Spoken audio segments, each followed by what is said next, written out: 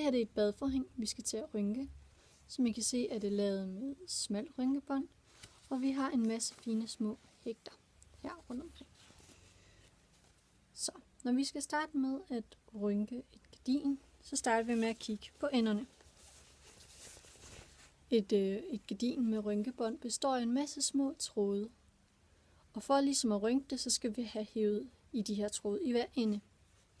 For at sikre, at trådene ikke ryger ud, når vi først går i gang, så starter vi med at binde en knude på begge.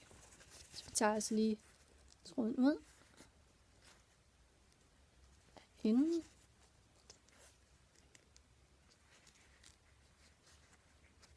Sådan der.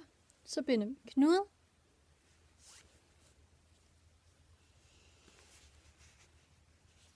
Jeg bruger tit det lige at skubbe lidt ind, så er der lidt mere at gøre af. Så kan man se, så begynder den allerede at rynke. Det er så fint. Så binder vi bare lige en knude.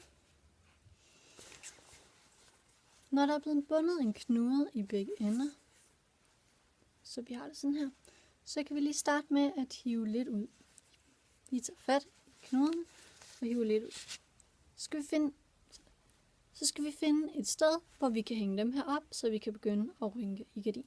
Vi starter med at have gardinet her, hvor vi har bundet de 2 snore, og hænger den fast rundt om døren.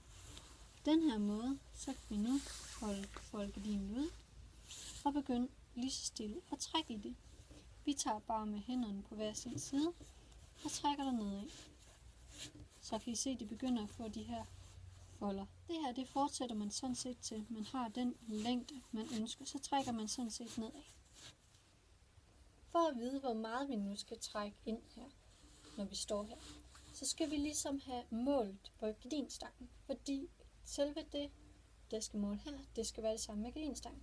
Nu har vi jo foldet den 2, som I kan se her. Så det vil sige, at det er det halve af gardinstangen. Så når man har trukket lidt ind, så kan man begynde lige så stille at måle den, indtil ligesom gardinet har den længde. Så tager vi en gang imellem målestokken op, indtil den måler det, den skal. Ellers indtil da, så sørger man bare for at trække lidt indad mod sig selv. Sådan her. Og fordele det pænt nedad, hele vejen nedad. Gardinet er rynket ind, det den skal, så skal vi i gang med lige at have bundet snore. Fordi hvis vi ikke binder snorene, så vil gardinet bare trække ud igen. Så vi rynker der, hvor den engang skal være. Og så skal vi i gang med at have bundet snor. Og sørg for at binde en knude, som det kan gå op igen. Jeg gør tit det bare lige at vikle rundt om her. Og så ind igennem en omgang og stram til. På den måde så sikrer det sig, at hvis du nu har rynket lidt forkert, så kan du bagefter bare gå ud og sige swoop, og så prøve igen. Og så gør det om igen, indtil det ligesom passer, hvad det skal. Nu tager vi og gør sådan her. Så er det sådan, at hvis du får det syet hos os, og jeg vil også anbefale, at du selv gør det, så vil lave sådan et lille hul herinde, imellem selve det, imellem rynkebåndet og stoffets forside.